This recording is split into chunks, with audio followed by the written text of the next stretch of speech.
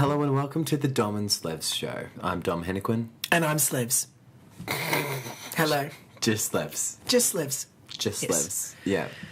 Welcome Just right. to what is a little bit of an experiment on our behalf. It is. It's just a little bit of a go of a show shared between the two of us. Just a bit of fun over a glass of bread. Yeah, we actually have what is this, a Pinot Noir or something like that? I think, I've yeah, got it's the a bottle Pinot. here.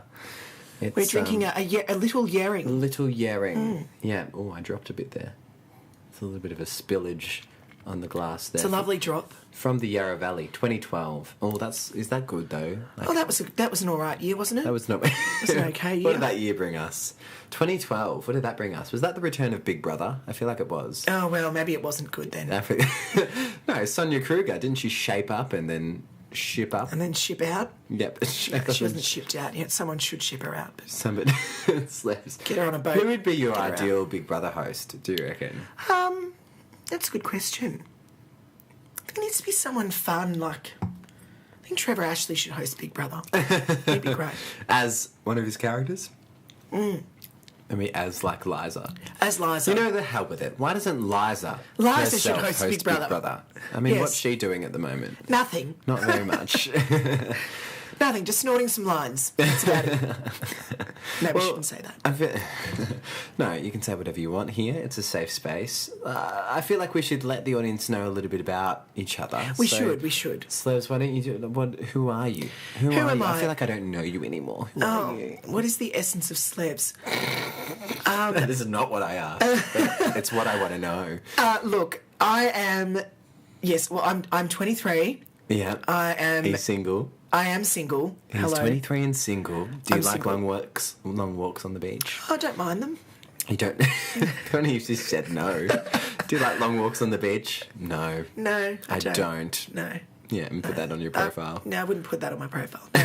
No, no, so I'm 23, I'm single. I am currently studying.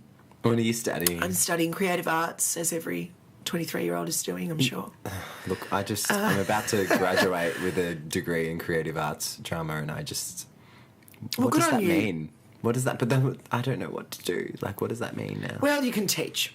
I can't just teach. I can't just rock up at a school and be like... I'm ready. Good morning. I'm ready, so this is happening. No, look, so I'm studying. I am... What else do I do? I don't know. You're the president of I am the ARC president. I'm Theatre the president Company. of ARC, and the Amateur Repertory Company, which is a... What is ARC? Tell us about ARC is a youth theatre company which is based in Heidelberg, and we do a couple of shows a year. We just finished one this month, And what was that called? which was All Shook Up. Oh. Yes, all about all using Elvis's music, which was very successful. A lot of fun. So I do that. I spend a lot of my time doing community theatre. What's your best of reel? Like, what's the best roles that you've played to date? To Slevs? date, I played William Barfay in the 25th annual Putnam County Spelling Bee with ARC, which was February last year. Yeah. That was a lot of fun. That was a highlight. Was it? Yeah. Oh. Maybe not for you, but I also had a lot of fun playing the man. Slevs doesn't play any roles. No. I just do them. He does them. Yeah. Portraying the mayor of Whoville in Seussical with OCPAC Oh yeah. for both of their seasons. That was a lot of fun. I did enjoy that. What about you, Tom? Come and have a sip. He's having a sip. And not to mention, who'd you play in All Shook Up? In All Shook Up, I played Dennis. Dennis, who was the nerd of the piece. Yeah. Let's not sell him short, though. Your reviews were quite... I was very lucky. I got some very good reviews and lots of lovely compliments from people that came to see the show, which I didn't expect, to be honest. When I first started rehearsing the show, I didn't expect my character to be a bit of a show stealer. Yep. But I was. Slevs' eyebrow went up when he said that. No, so yeah, that was. But I did have a lot of fun. The song that I sang was "It Hurts Me," which I sang in Act 2, and I really loved singing that. And I feel like you added a little bit of a riff. I did put my own spin on it. Yeah, can we hear it? I feel like I really want to hear it. What would you like me to do? Which part? Just the ending. Yeah. Just don't blow out the mic. Maybe step back. Maybe I'll step back a bit. Yeah. I'll He's sit doing back. it. I'll I like sit that. back. All right, Tony I'm Darth doing Slevs twice to clear sing. the throat. Have a bit more wine. Oh yes, I'll have another sip. That's how I got through the shows. Yeah, I'm that's a joke. That's a joke. Is it? I want to try that. No alcohol backstage. No alcohol backstage. no alcohol. Oh yeah, No. youth No theatre alcohol company. That's during why the show. I feel like I want to start an adult theatre company. None of this youth shit. Yeah, look, I can understand that. An adult theatre understand company. You'd be drinking all the time. You would be. I'd be drunk at rehearsal. Some would say that makes you perform better. Yeah.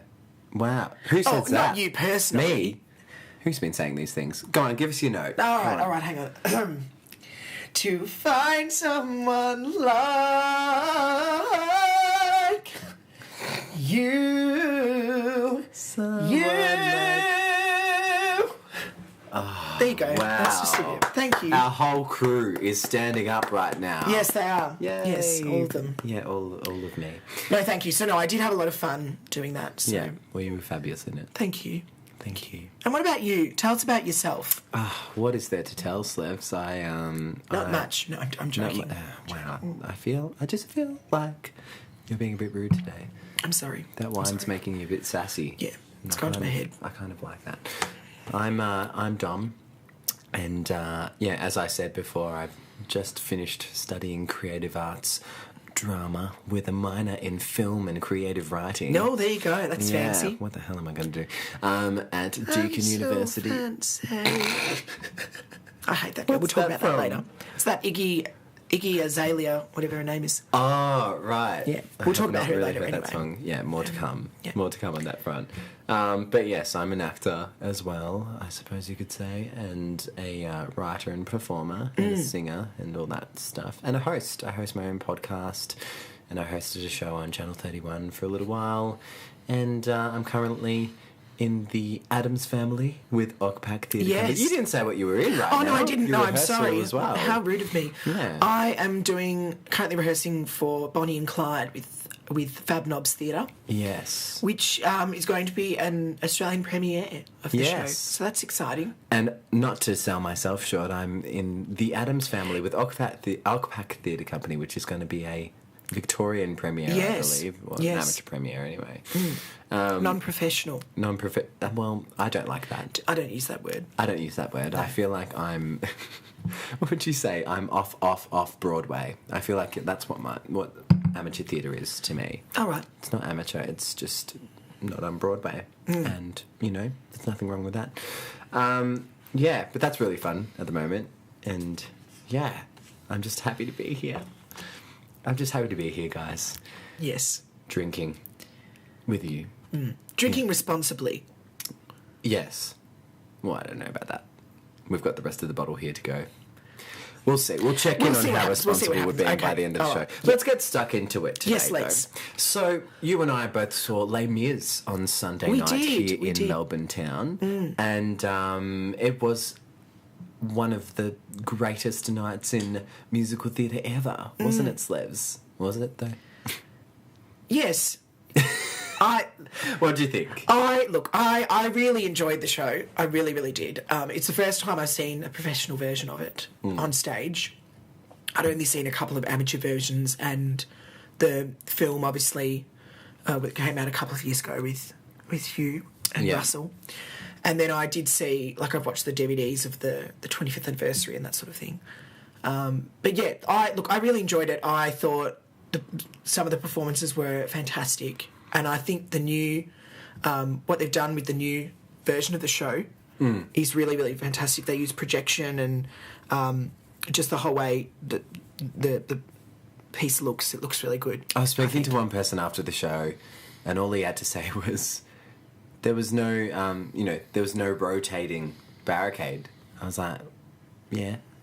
Yeah, look, that didn't ruin it for me. That didn't really make much of a difference to me. It was like, no, it didn't rotate. I was like, well, because I think the original staging was it looks like a huge spectacle, but really it's quite a simple setup. It's really just a brick wall throughout the whole stage, and then a rotating floor. And that was like it. Whereas I thought this stage was like, not that I saw the original Les Mis, so this was the first time I'd seen it on stage before, but it was fantastic. The projections were amazing. Like in the bit where, Jean Valjean is dragging Marius like through the gutters of Paris, like incredible. Like amazing. It looked fantastic. I thought Simon Gleeson and Hayden T, who were Valjean and Javert, respectively. Yeah. I thought they were both really, really great. Simon Gleeson took me a little bit to warm to him. I'm not sure why. I had a few beers for dinner, so I possibly just wasn't in the right headspace. For dinner? Do you have anything else? Oh, sorry, I did not. I beg your pardon. Drinking responsibly here. I did eat beers with dinner, is what I meant. And no, but I really grew to really like him. I thought he acted the part really, really well. And for someone who's not a trained singer. Isn't he a trained singer? No, he's not. What's his deal? No. How do I be him? How do you be him? Be good. Isn't that every amateur theatre person's thing? Just like, I didn't get into NIDA, but maybe I don't need to. No, look, as far as the little I know, as far as I'm aware, I'm sure he's had some training over the years, but as far as I know, he's not a trained singer as such. He's sort of more... I've still got a chance. Learned. Oh my God, I've still got a chance. Excuse me, I just need to email Les Mis casting director now, see if I can replace Simon Gleeson. No worries. And I'd seen him before in Chess at the production company, which he was amazing in. Was he... He was Anatoly Sergeyevsky, the Russian. And I thought he was fantastic in that. So, yeah, he really loved it. Bring Him Home is one of the best versions I have ever seen. Yes. It was fantastic. Even the way that they staged it, though, I was just like, so simple. And he really commanded the stage in that part. This is like incredible, like, command of the stage and no movement. Yes. Nobody else was moving. Everyone else is asleep or whatever. And he just had the audience in the palm of his hands. Yes. There was not a sound in the room, and everyone was just encapsulated so engaged. The whole room. Yeah. And then Hayden T, who was Javert, was just so amazing from start to finish. I thought so consistent. Yes, so solid, and his performance of Stars was great. Yeah, it's just I couldn't fault him. Fantastic. I had a bit of a debacle, as you well know, getting into Les Mis. You did have a bit of a debacle. I've been known to really screw up, sort of booking tickets, buying tickets, or yes, I have, and you know I have. This is a story for the audience. This is brand new information. Screw you.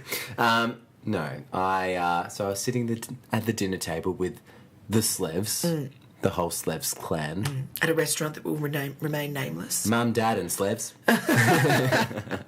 And a couple of friends, and I said to you guys, because it was almost 7 o'clock, I think, so I was just like, we need to sort of wrap this up. And that's very rude. He was forcing us out of the restaurant. I was not. Ooh, cheers. Did you just cheers the microphone? Yes. We're off to a good start. We're only a couple of minutes in. And I said, guys, the show starts at 7:30, doesn't it? And you guys were all like, no, it starts at 8. And I was like, oh, okay. You know that thing where you kind of like, oh, sure. But then you go and check. Like when someone quotes a movie or is like, this person won an Oscar for this. And you go, oh, yeah, that's right. And then you, like, pull out your iPhone and start checking, just in case. So I checked my ticket. God forbid you be wrong. Exactly. I cannot be wrong. And I checked my ticket and I was just like, oh, no, but my ticket says, I had an e-ticket that they'd text me, Ticketmaster, Ticketek, whatever, had text me it. And I was like, it starts at 7:30 according to my ticket. It's like, yeah, 7:30 on the 26th of July. Which happened to be the night before. So I had the ticket for the night before by accident, and I didn't go. So I feel like from the last time I had to book a ticket for myself, which was like some production of Rent, which were Amtar's Rent, where I accidentally booked a matinee and didn't realise, and went to go and turn up for the evening performance, and it was sold out, and I didn't realise I had the matinee tickets. This time I did book the evening performance, but on a different day. So I left the dinner table. Your dad was hilarious. Andy Slevin, bit of a shout out. Giving me all these different ways to sort of get the ticket for the night, get it transferred over to tonight. Pretend you're disabled. No, Andy. No, we're I'm not doing going to do that. No. Pretend you're German. No, Andy. I'm not going to do that. Pretend you're from Sydney. No, actually, yeah, I might do that. That we can do. That I can do, yeah. So and that was the performance of my life. I ran to the box office and I was almost in tears. And the lady was just like, okay, all right, cool. Turned to her, the elder gentleman who was obviously the boss of the box superior. office, the superior, yeah, and said, this gentleman's just, he's come all the way down here from Sydney, but he accidentally had tickets for last night. So she pointed to the computer screen, I'm just going to put this through, okay? And he said, yeah, okay, that's fine. And she said, cool, so I've got you a seat for tonight. And I was like, oh, thank God. And it's going to be $45. And I was like, of course it is. That's, yeah. Okay. I was so fortunate, but inside I was just like, for God's sake, you didn't just give me a free ticket. So I paid another $40. So I paid $95 in the end for a seat in the Still stalls cheaper than a full price. with restricted viewing. But you know what? It was actually a better seat than my first night was going to be anyway. And I could see everything. I've been So in it wasn't that very theatre restricted? No. Like, I've been in that theatre before. I think the only other time I've been there was to see, like, Billy Elliot or something like that. And I couldn't see half of the stuff. So it was still fine. But, yeah, I felt like, I spent an extra $50 for the ticket from the night before. But then, having given the performance of my life, I felt like, how different is this to doing an amateur show? You pay $50 to act. And I acted. So there we go. Hopefully I get reviewed. What didn't you like about Les Mis? Because there was a lot that I did like, but there were a couple of little things here and there, performers here and there that kind of weren't so hot on the night, I reckon. Performance-wise, I wasn't really big on... the night that we went, we had an understudy for Eponine. And she... As I said, Do you want more wine, by the way? I'd love another glass. Okay, Why not? cool. Let's do it. Fill me up. We were... Come on and fill me up. Fill me up. Yes. So we were... Yeah, I said to Dom earlier today that, it was quite possibly the first time she's done it in the run. The show's only been running since early July, so it's less than a month. Yeah. So it may be the first time she's understudied the role. And look, she did an amicable job. Yeah. Her singing voice was quite interesting. It was very very poppy, very sort of had very much an R&B feel to it. Well, that was my kind of problem with the role, though, is that, like, if you watch the Broadway version as well, which is this is obviously, the new Broadway production brought to Australia, but they've suddenly made Eponine R&B. Yes. Like, yes. And the music's not really R&B, it's still poppy, but, like, it's just all the movements and stuff is very kind of... She moves like a bit of a gangster, to be quite honest. And apparently that's just the way they're playing it now. So I don't know. I feel like it wasn't so much for me necessarily her performance, but just her being cast. Do you know what I mean? Like, in a role where everyone else is kind of... this is a production that originated at the Royal Shakespeare Company. You know what I mean? It kind of like started off with very British accents. Like, we were listening to the original British cast. Yes, we were. The original, like, London cast today. And that, to me, is like a much more consistent kind of cast because everyone sounds like they're from the same place, from the same era and all of that. Whereas you put someone R&B in there amongst a whole bunch of other people that are pretending they're from that era, that's where it kind of broke down for me, I reckon. I feel like with this new production, though, they've kind of gone into it thinking, look, not only have we got to shorten the show, which they certainly have, which was a positive, the fact that things moved the pace very of the show is really good, I think. Yeah.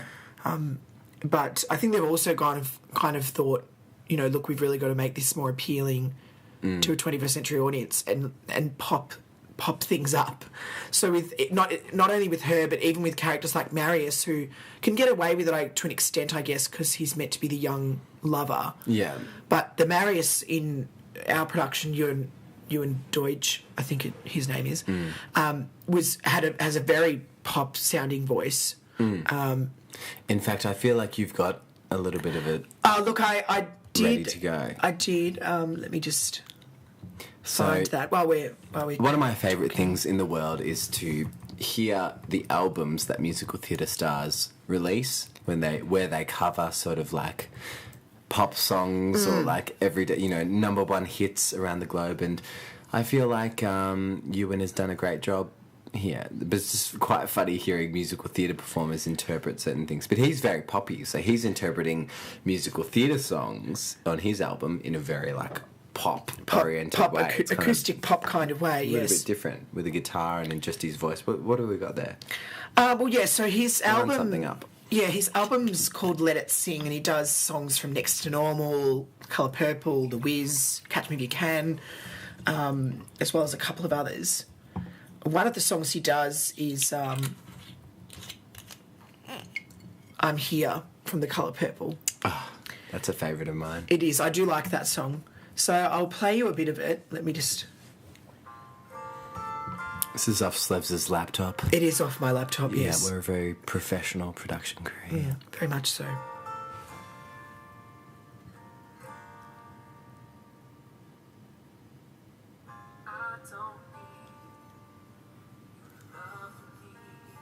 Yeah, nice and poppy.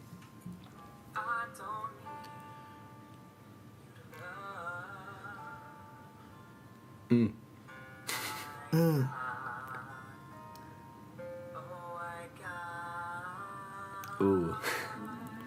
I got my sister.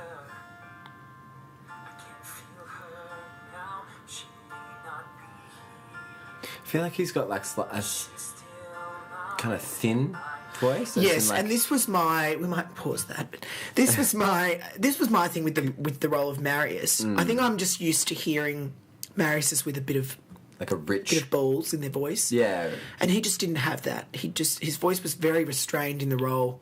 Look, I get it in some respects. I do, yes. It was... His voice was different to... it was kind of like Eponine, but like his voice was different to every other male. Like literally every other male that was on stage. Because everyone had that, giant kind of musical theatre kind of voice. Yes. And he was much more sort of poppy. And so you could... Even in the harmonies, like in...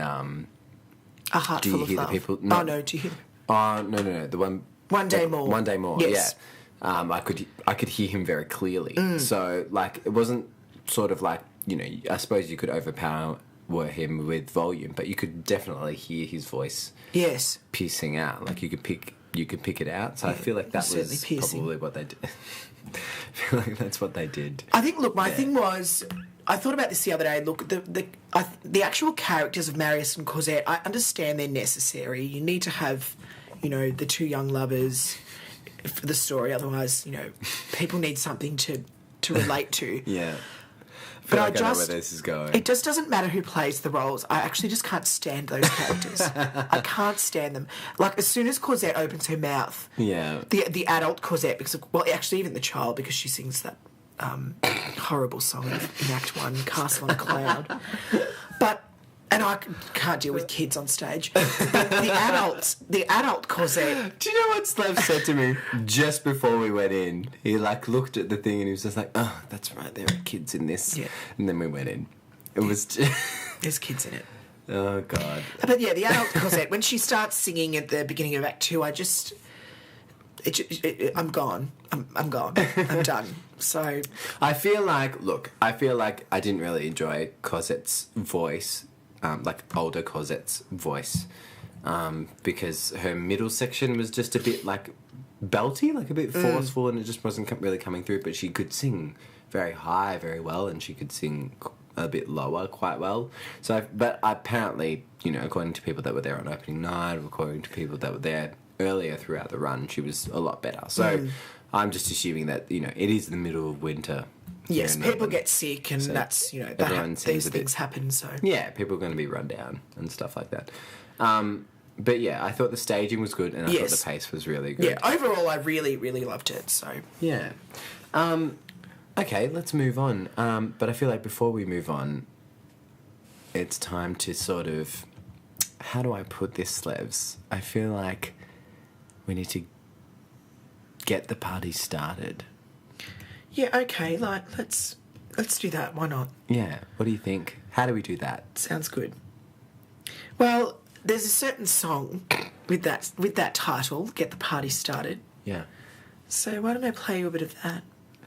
Okay. Hopefully I'm at the right spot. It's your job at home to guess who this is by.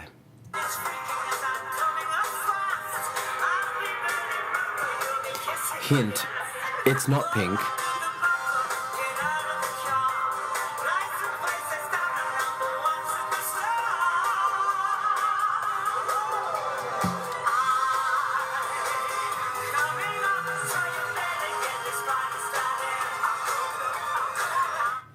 Okay, cool.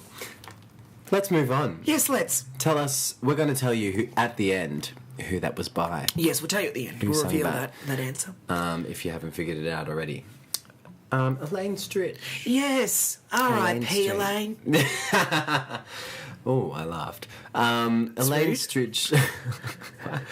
Elaine Stritch died. She did pass away. Yeah, so for those of you who may not know who she was a sassy Broadway broad. She really was the most honest person in the entertainment industry in the US for a very long time. Famous for her roles in Company, in the original cast of Company, as the lovely, brassy Joanne. Joanne, yes, who sings The Ladies Who Lunch. I'll give you a bit of it. This is Elaine Stritch singing Here's to the Ladies Who Lunch. Here's to the ladies who lunch. Everybody rise. That was actually just me. Sorry, That was guys. uncanny. That was uncanny, was it? Elaine Stritch was known for her deep, brassy voice. But she's such an interesting character. And She smoked about 4 packets a day. She did smoke a lot, I think, but she drank a lot. She That was did. her She was a very biggest- big drinker. She was an alcoholic for a very long time, but she was very open about it. She was like very, very honest and a scary kind of person on Broadway.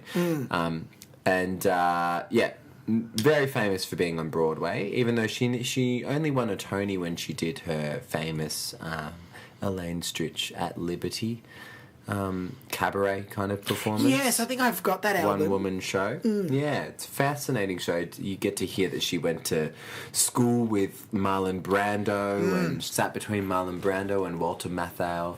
And, What an experience that would have been. yeah, and it's funny, you should listen, if you don't know her already, you should listen to the Alec Baldwin Here's the Thing podcast with her, because she talks about how Kirk Douglas, Michael Douglas's dad, who was a brilliant actor, was driving her to Palm Springs or something like that one night, and she was a virgin for a lot of her life until like her 30s, and she got him to turn the car around because she was just like, what do you expect me to do when we get up there? And she was just a very interesting character. But yeah, those who may watch 30 Rock, plays Jack Donaghy's mother, Alec Baldwin's character, on 30 Rock. She's absolutely hilarious. Absolutely hilarious. So I'm glad that she'll be seen in some later work there, but she died. And she'll be fondly remembered. Yeah, from Broadway and from everyone. So R.I.P. Elaine. Yes. Yes. Let's move on, but without moving on, before we hear a little bit more of the party starting.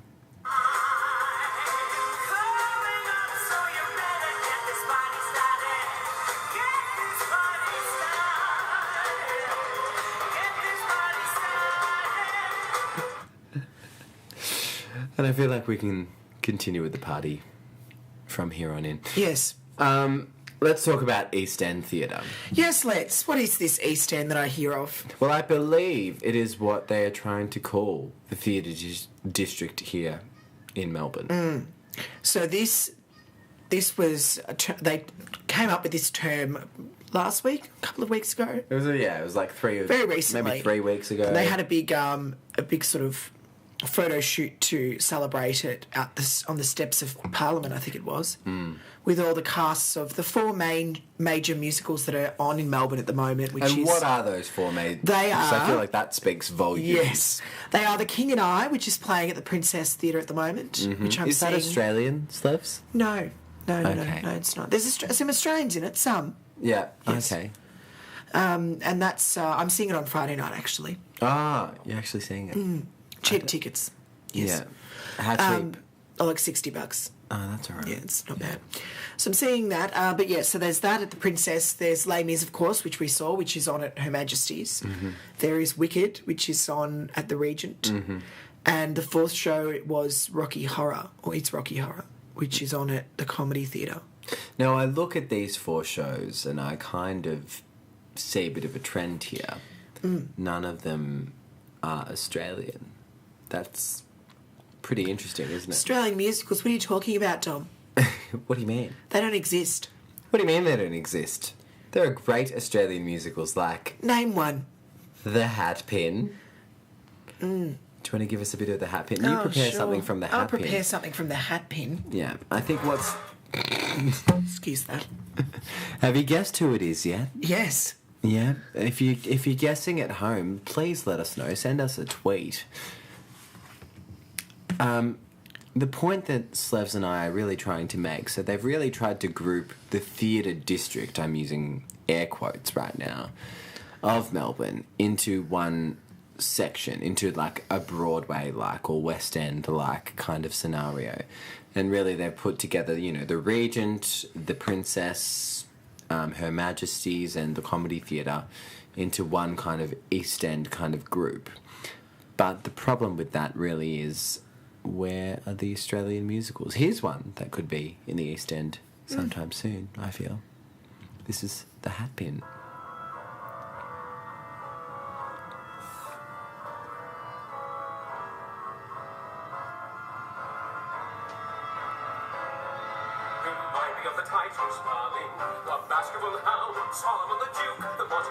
Where are the Australian accents?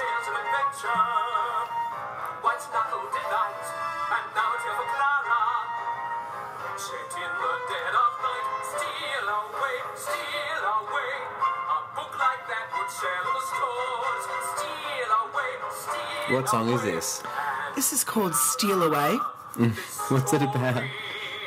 So this is The Hat Pin. It's based on a true story. It was written by James Miller and Peter Rutherford, who've got another show on at the moment, actually, that VCA's music theatre students are doing at the moment, which is apparently amazing. But, so I hear. I feel like you say that with some sort of sarcasm, though. The Hat Pin, yes. It's based on a true story about a couple that would take a single, like, mothers who had children. It was set in the 1800s in Australia, and they would offer to look after single mothers' children while the mums had to work and things.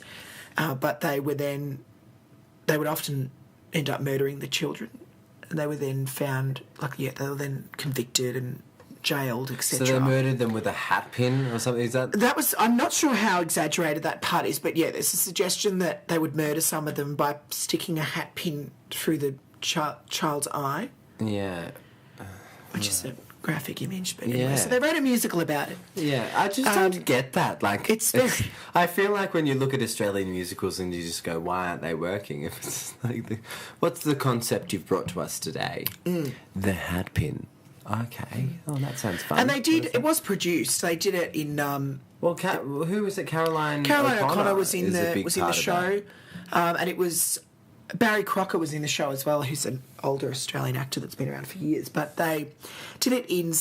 It had a couple of seasons. They did a season here at Chapel of Travel, I think, and they did a season in Sydney as well. But it didn't really go much further than that. But there is a recording of it. There's a cast recording from which I just played. But, you know, like some of the other ones, like I think there was a Eureka, the musical at one point. It was an Australian one. Yeah, cool.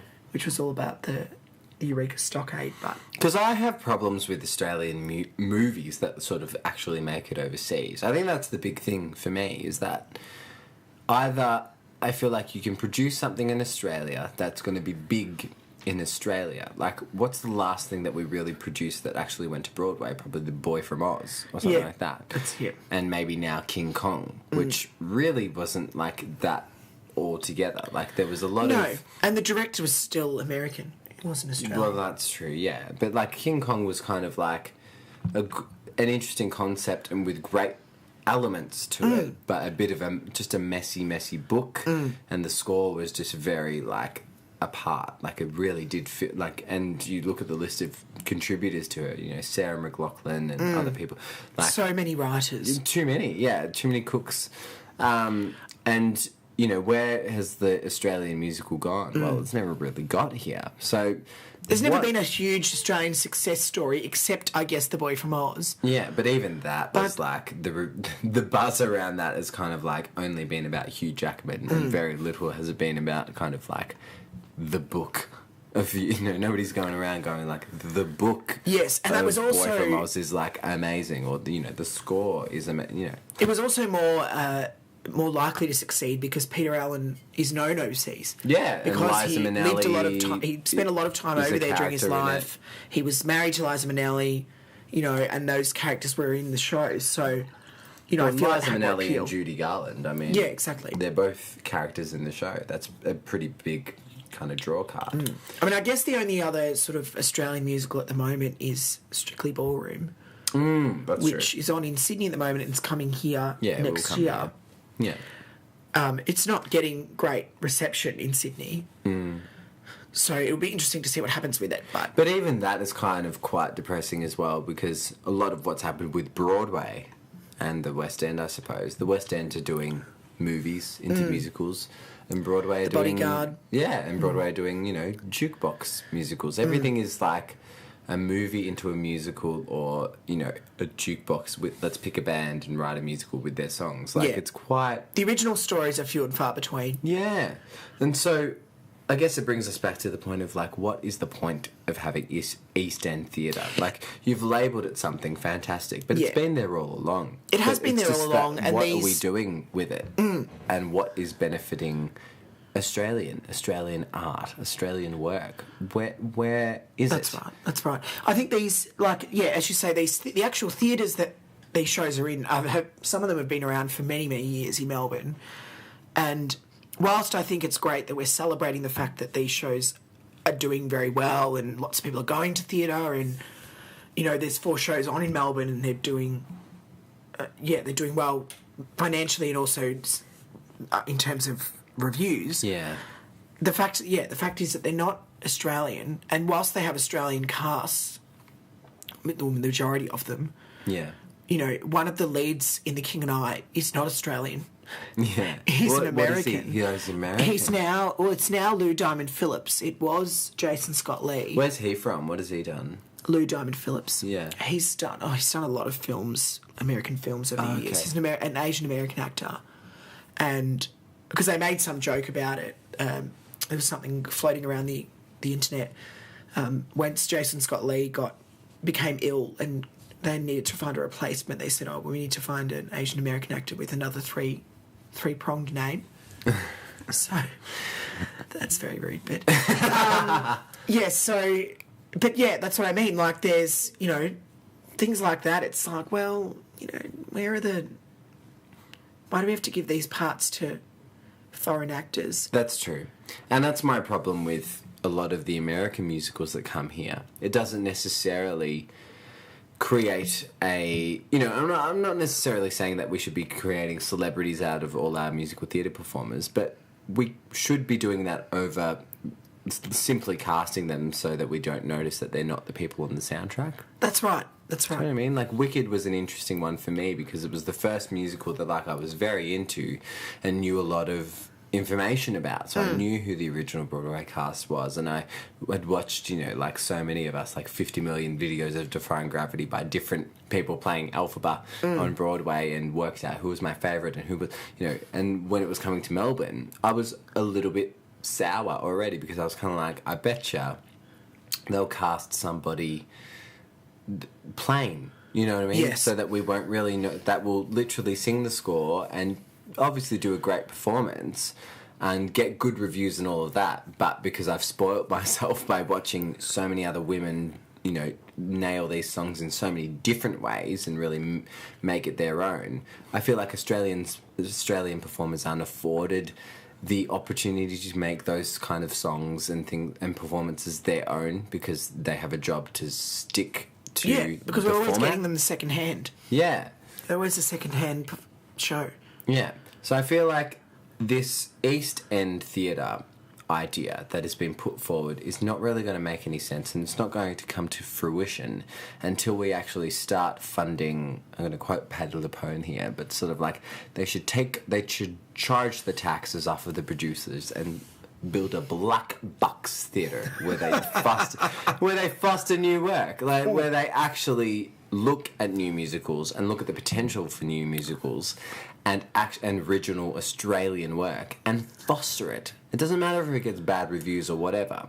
It's not going to happen until we actually pick the best musicals, not the concepts like King Kong and things like that are already have a foundation. We need to start something absolutely fresh, brand new, and bring the real Australia to the rest of the world, or at least why not just start with to Australia? Bring it to every nation, every state of Australia. Because we have the thing is we have the talent. We have the talent. I really think we do. And we can build the interest. It's not going to just come by right. naming things the East End Theatre, but we need to build it. Anyway, speaking of Wicked, though, I just wanted to quickly touch on Carrie Ellis, who was the London Elphaba for quite a long time, for something like 4 or 5 years in London.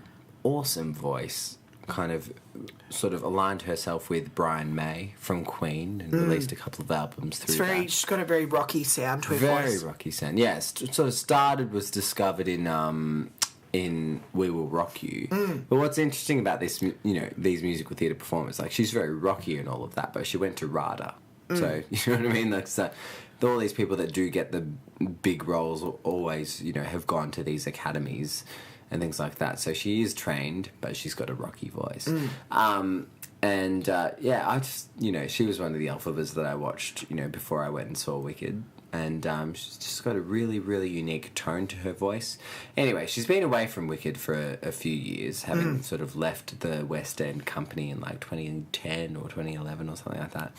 And she is rejoining the Wicked London company for 12 weeks, something like that, because Verkijk, I really can't pronounce her name, but she's Willemijn. I think it's Willemijn Verkijk. Yeah, she's she originally was the German Elphaba, and then she went to the Netherlands production, and then she went to Broadway and performed it. So she performed it in. She's played it in like 4 languages. In like 4 languages, it's crazy. Anyway, she had been in the London production of Wicked, but she had to cut her run short. Because of an ongoing back injury that she just could no longer bear. So her last performance was the 19th of July, and Carrie Ellis steps in early August for about 12 weeks, and then another girl takes over from there. But my point with this was sort of like Carrie Ellis in, I think, last year or the year before, it was like one of the first years of The Voice UK. Now, I don't watch The Voice, but this is the blind auditions. I don't watch those reality TV things. I really don't watch that. I really don't. But there's a famous YouTube video that went on, and it went on all the theatre sites and all of that, of Carrie Ellis, this woman who had already played Elphaba. She'd already been on the West End. She'd already been on Broadway with Wicked as well, auditioning for The Voice. You know what I mean? I thought that was really interesting in the first year of The Voice Australia. I saw a little bit of that, and there were a couple of musical theatre performers. Yeah, there were a couple of musical theatre, or just professional singers, people that had already had a career auditioning for The Voice, trying to find their mainstream success. And I just think that, it's interesting to see somebody who's reached the heights of Broadway and the West End, heights that, probably you and I couldn't even dream of reaching one day, but still do dream of it, and still be in a position where your career is not taking off enough that you need to go on a reality show for it.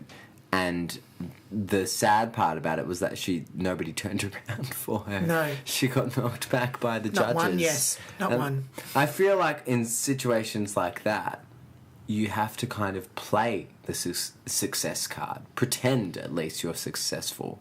Pretend at least it's all worked out for you. Otherwise, you need to, Adina Menzel, for instance, is a great example of somebody who has managed to leapfrog from role to role. But it's been a long time between drinks for her. Between If Then, her last performance on Broadway was Wicked, where she won the Tony. And she stayed in Wicked for quite some time, but then she didn't rock up on Broadway again before she had a show written for her. If you win a Tony and you rock up on Broadway replacing a role or replacing, a part that you originated, I feel like you suddenly enter a trap. It's almost like the sitcom trap. So what I'm trying to establish here is the alphabet trap. I feel like a lot of these replacement alphabets on Broadway or on the West End either go on from that point to leapfrog to an original role in another show that they can actually spearhead and go from role to role from there. Like Casey Levy is a good example. She's playing Fantine in Les Mis at the moment on Broadway. I think she was in Ghost as well, wasn't she? Yeah. So she sort of took it, but there was a big break between her time in Wicked and her role in Hair, and then Ghost, and then Les Mis. I feel like as an actor, this is kind of like an insider's kind of, view of things, but as an actor, I feel like you have to wait. Part of your job is to either take jobs because you need the money or take jobs because, boys got to eat or girls got to eat, go back to Wicked or go back, But how many times can you go back before you actually build a profile where you originate something or get a sitcom or get a TV series or whatever it is? Well, even here with Gemma Ricks, who was originally a replacement for Amanda Harrison as Elphaba in Wicked and is now playing the role in the return season here. I want to see her do something else like that she can actually originate, because I thought she was fantastic when I saw it this year, because I didn't get to see her last time. I only saw Amanda Harrison. I'm seeing Wicked on Wednesday night, and I hope she's there, because I never got to see her. I only saw Amanda Harrison last time as well. But I think what's interesting about her is that I compare the way that she's approached the role as like a comedy performers are very, very interesting to watch in compared to us as actors, because I feel like that's what is a bit different. Hosts and comedians and news people, for instance, are people that can stay in the one job for years and years and years and years and years and do the same job every day. Whereas as actors, I feel like a lot of us, it's cyclical, but we need different things to do. Yeah, you need the variety, that's it. Yeah, we need variety. We always want to challenge ourselves and build our repertoire and build our, acting experience. But with those people, it's a different kind of art. It's a different art to an actor, to a to an everyday actor, to be able to play the same roles for 5 years or whatever it's been now. Like Gemma Ricks is now like the longest serving Elphaba in history or something like that. It's quite incredible to be able to play that role every night and play it convincingly enough that people don't go, you know what, we're going to give you a rest. I think that's quite cool. And I think that's cool. But I think, with the East End Theatre, just touching on that again, I don't know how many more times Wicked can be here. Like, I love Wicked. Yes. I love Les Mis. Phantom, I hope, comes back one day, because I've never seen that on stage. But we really do need to see these performers break out of a role. Like, wouldn't you want to see Gemma Ricks actually originate a role? Yes. Not originate a role in Australia, a role that's been shipped from overseas. Yes. Originate a role. Like, that would be the true testament to how great an actor would be, I feel. And now to sport. Sorry? Oh, sport, Slevs. Oh, sport, yes. Sport. Yes. Yeah. The Commonwealth Games are on. The Commonwealth Games, yeah. Yes. Were the Olympics just on? No. Were they? Maybe. Maybe. Where were they? Sochi? Was it somewhere? Where's that? I don't... Japan? I don't... Russia. I don't remember. Was that Russia? I think they were in Russia. Russia. Yes. Yeah, that was Sochi. No, wasn't it? these games are in Scotland. Scotland. Yes. The Olympics. Glasgow. No, the Commonwealth ones. Oh, the Commonwealth ones. That's just for the people that have Oh, that's like the easy Olympics, isn't it? Oh well, yeah. There's less competition. So Australia's winning that one. We are aren't winning. they? We are winning at the moment. We have a. All right, let's get through this sport event. I'm going to pour you another drink here because I feel like this is what we need. Pardon me. At the moment, we have a total of 65 medals. Wow. Doing pretty well. And in second place is England on 53, and in third place is Scotland on 27. Scotland, step it up. You're the Scotland. host. So Scotland. Weren't you a Scottish man in Seuss? Didn't you have a kilt? I was. Well, yeah, have that a was the Scottish inspiration accent? for the costumes. I didn't have an accent. No, that wasn't. Is Yona, our costume lady, was she Scottish? Yes. Was she Irish? I think she was Scottish. Yona. I love her. Yona. I miss her. I want to see her again. Yes, so that's the tally at the moment. Yeah. So if you're following along, look, the only one that I really follow is the swimming. Oh, The swimming and the diving. Is Sally Pearson a swimmer, or is she like a? No, she was a runner, but I don't think she runs anymore. Yeah. The Sally Pearson. Who was I thinking? Yana of? Pe- Didn't you? Yeah, was it? I remember Yana Pearson. No, Sally Pearson was there, wasn't she? Oh, was she? I'm going to I Google don't that right now. Oh. But I feel like. I follow the swimming and the diving. Yeah. Why is that? Sally Wilson, Sally Pearson. No, Sally Pearson, no. Oh, no, I really like swimming. I always have. I don't do it myself, but I used to. Not her. But I don't know who I'm thinking of.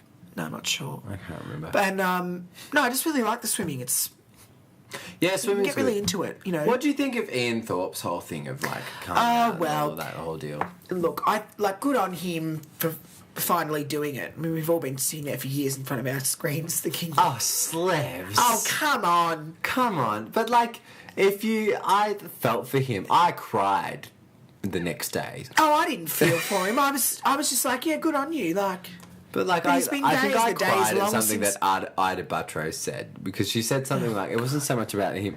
nothing she says I is was worth watching crying over. Studio 10. I watch you guys. Well done. And Yana and Ida Buttrose said something about you don't understand really what it's like to be in the public eye, and I have to deal with that. And Yana and why do I keep saying that? You put that in my head. And I've been Yeah, Ida drinking doesn't have too a much. list. Ida does. And Ida said something about, you don't have an idea of what it means to be in the public eye and what it's like. And she kind of started to tear up, and I just lost it. Because Oh, goodness.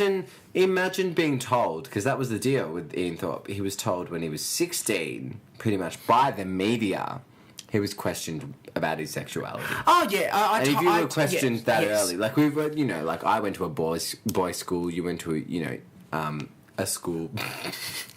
I did go to school. You went to a yes. school in Epping, like let's be honest. I went to a Like, Catholic co-educational college. Well, so did I, but I was in Bundoora. You were in Epping. You were even further out. Like, I mean, only assuming what people assumed of you here and there. Like, Oh, yeah.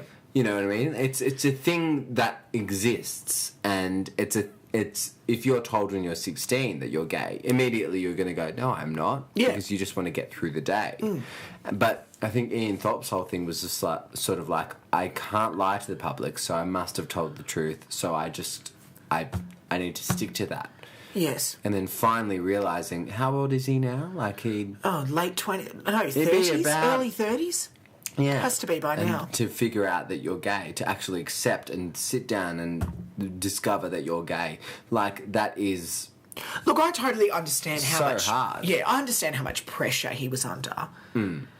Not only because... I mean, the part that annoyed me, which I was talking about with a friend last night, was that interview, the interview that he did. Was it 60 Minutes, one of those current affairs things. it was just an Ian Thorpe's And, yeah. special on Channel 10 And or whatever it he, was. he went on about, the depression and the mental illness, like the mental health issues he had and his rehabilitation because of drugs and things. And the only thing that came out of it was, oh, Ian's gay now. Like, that was the most important part of that interview when really... They were, Yeah, but a lot There's of so many people other did. This is the thing parts of that, it, like, this is the thing that draws the line for me. Like, I don't know what side I'm on. I actually don't know. I'm frustrated with both sides. I'm frustrated with the fact that, like, you have to be, as a gay man myself, like, that you have to be, that it's news. I get certain people, I get the idea of, tons of Facebook posts and tweets and things like that were saying, Ian Thorpe's gay, like, why is this news? This shouldn't be news, like, it shouldn't make a difference. I get that. I get the side of that. But the fact is that there's a 16-year-old me sitting at home watching this interview, probably thinking, well, if Ian Thorpe can do it, I can do it. You know what I mean? Yeah, of course. And that's why I think it's great that he did say it. I struggled when I was a young, because I didn't, necessarily know I was gay or like come to terms with that until I was like in year 12. And it was a long, it was embarrassing to come out at that point. And you think about Ian Thorpe, who's almost 30, like, imagine coming out then. You know what I mean? Like, you and I are in our 20s. Imagine coming out that late. You'd look like an idiot, you know what I mean? Like, you'd feel like an idiot for not allowing yourself to accept that for so long. Yeah. Like, I think that's the most incredible part about it, is that, like, here's this person who won a gold medal for Australia and was worried that Australia was not going to love him anymore because he was gay. Yeah. I mean, that's incredible. But to those who say that, it's not news or, like, it shouldn't be news, the fact is that we have not gotten to the point yet where we can say it's not news, it happens all the time, because this is still something that is not accepted by a whole bunch of people. No. When marriage is legal and people have gotten over it, you need to give it a good 20 years before it's not news. It's still news because it still matters to people, and it should matter to a whole section of the population of Australia. That's what I think. Anyway. Yeah. I don't know whether you agree with that. All right. Let's hear a bit more of this song that we want you to guess who it's by, because we want to get the party started.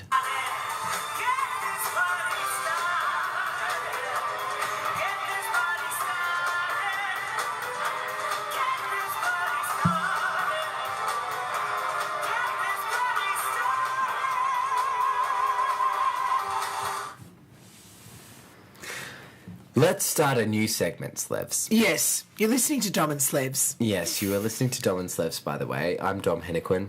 And I'm Slevs. He's just Slevs. Okay, this section is called Shut It Down. Oh, yeah. So in the coming weeks, we might have, a special intro for this. Maybe like something like, what would you think, like?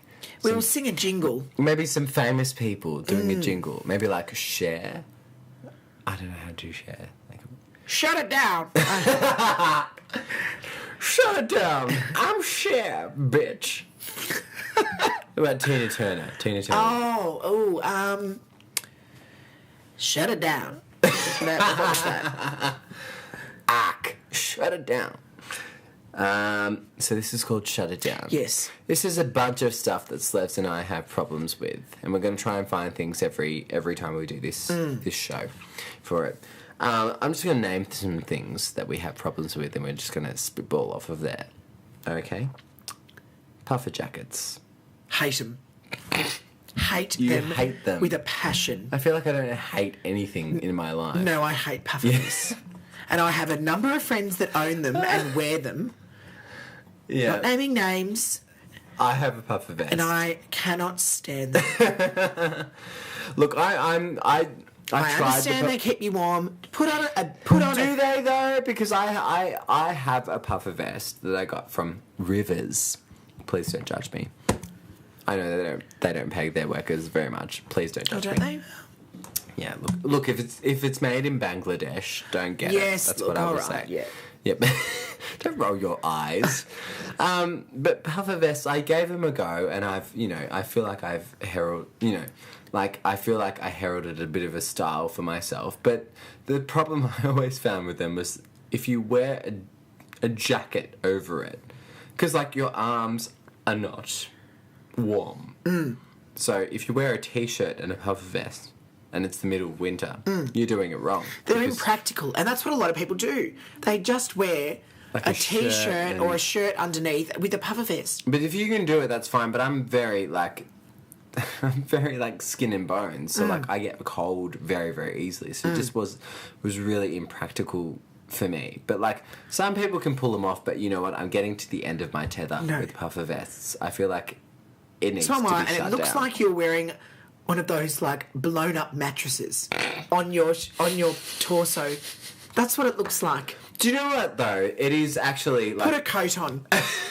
wearing my like jacket that I always wear, hugging someone with a puffer vest. It is the most comfortable sensation that you will ever receive. Okay, I'm gonna. Well, then wear them in the bedroom and not in the public.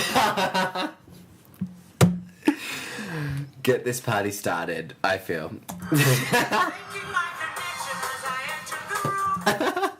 Okay, cool. What's next, Tom? Lost it. Selfies of people looking surprised. How many times yes. have you gone on Instagram or Facebook Yes. and seen someone taking a selfie of themselves and they look surprised? You're taking the photo. Yes. Why is it such a surprise that you are having a photo taken? You're holding the camera. I don't know. Do you do that, Slevs? No, this whole selfie thing is very foreign to me because I only own a one-way camera because I have an iPhone 3. But An iPhone 3. yes, Okay, I'm gonna confess here. You are literally the example that I use when people come into the store and they.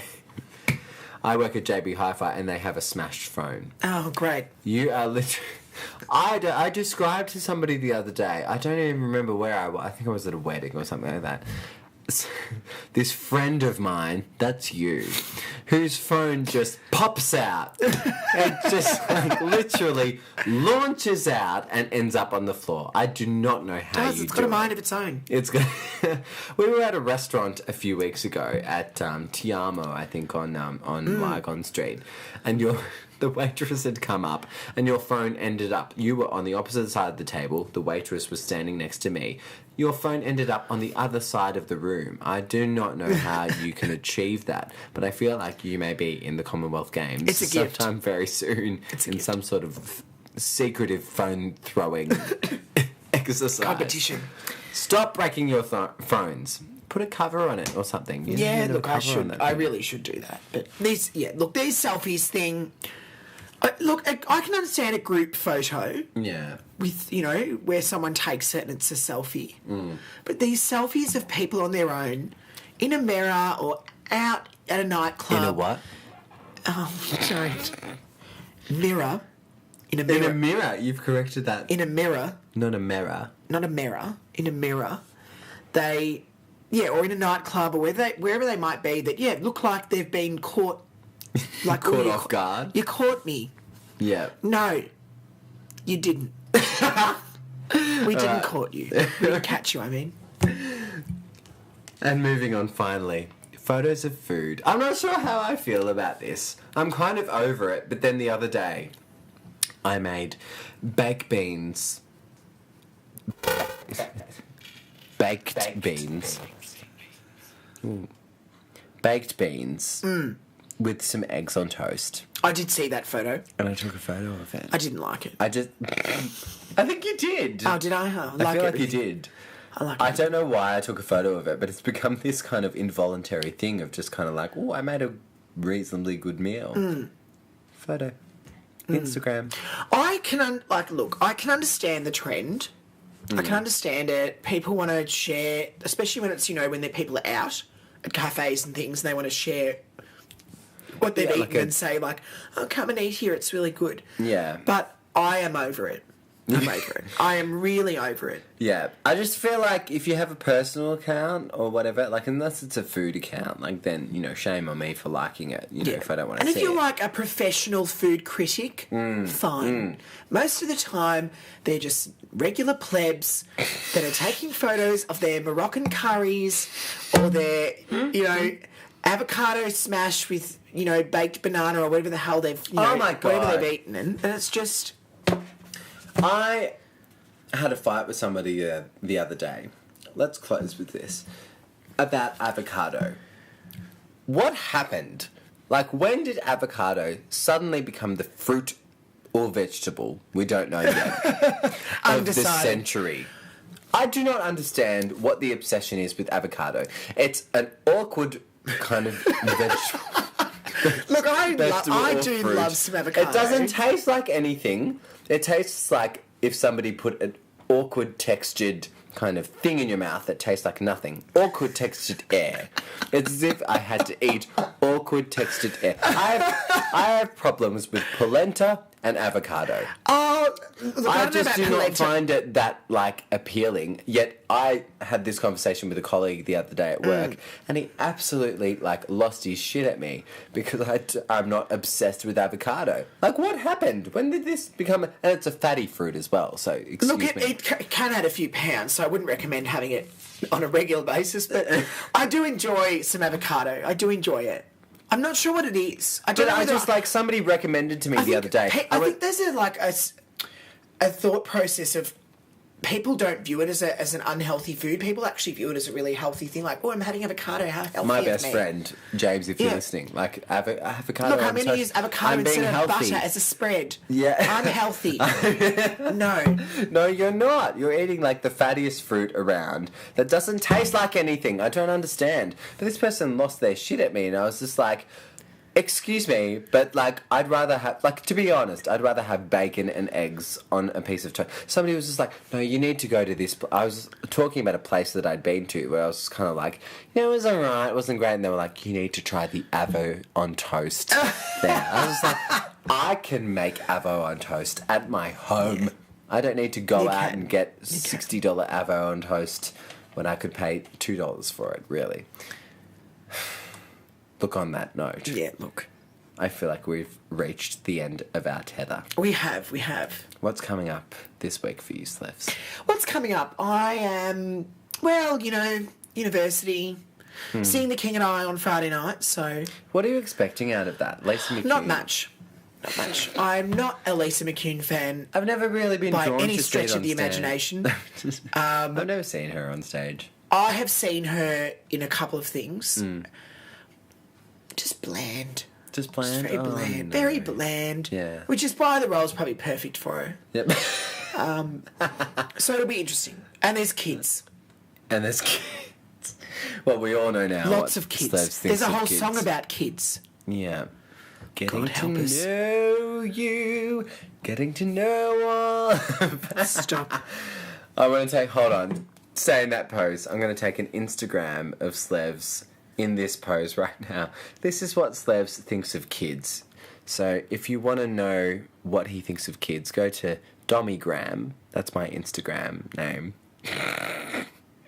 And it's going to be quite a funny Instagram. Oh, it's a bit blurry. Oh no, it fixed itself up. And I'm putting a filter on it.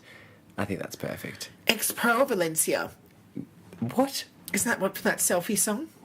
Anyway, Look. it's time to go. It's time to go. This has been the Dom and Slevs show. Thank you for joining us. Yes. We've finished a bottle of wine. We have. If you're And I need a wondering what cigarette. that was, it was a 2012 Little Yearing. Yearing. Yes. Yes. So Something thanks. Little Lamb. Thanks, Mum. Little Lamb.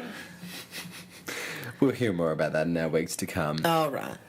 Before we go, though, I feel like we should go out on a high note. Oh, yes. Quite literally. Yes. We're going to go out on our performer of the day. So if you haven't guessed who this was yet, let's give them a bit more of a taste, Slevs. Sure. And we'll talk them through it. Why don't you press play on that? If you haven't gotten the party started yet, and you haven't figured out who this lovely voice is, It's the one and only Dame Shirley Bassey. oh my God, Shirley, thanks for joining us who today I am. for a I live just performance. love. I have a real soft spot for Shirley. Yeah, you're obsessed with Shirley Bassey, love aren't her. you? Yeah. I have a whole playlist of her songs on Spotify. Amazing. Hmm. Why don't we go out with a bit of Shirley and a bit of a thank you for joining us on the first episode of Dom and Slevs. Yes. Thank you so much. Thank you. Thank you, Slevs. Thank you, Dom. Oh Thank my you. goodness, I'm so glad we're I might friends. play one of her other songs. Yeah, do it.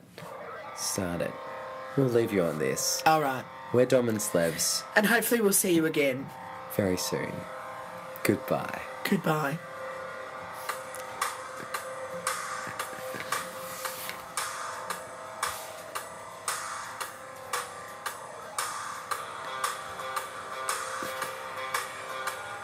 Yeah, this is a long song.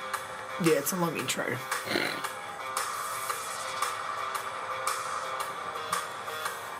What is this? Big spender.